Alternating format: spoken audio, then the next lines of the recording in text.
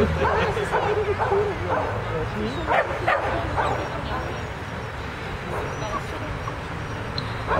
malinko se omlouváme za zmatky, takže teď poběží paní Šauerová a Málka má teda dis a pak poběží Lucie Vatíková a Klára Kočerová, jinak jste to měli teda vysí, tak bylo možná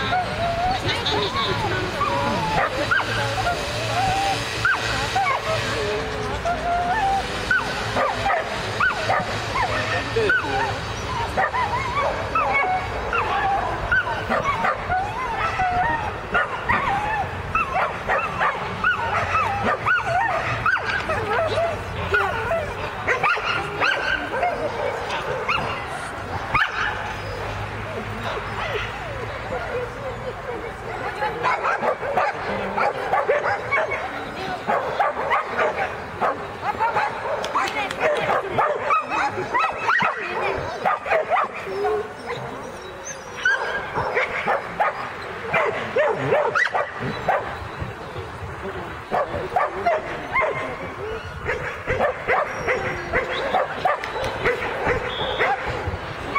Takže pokud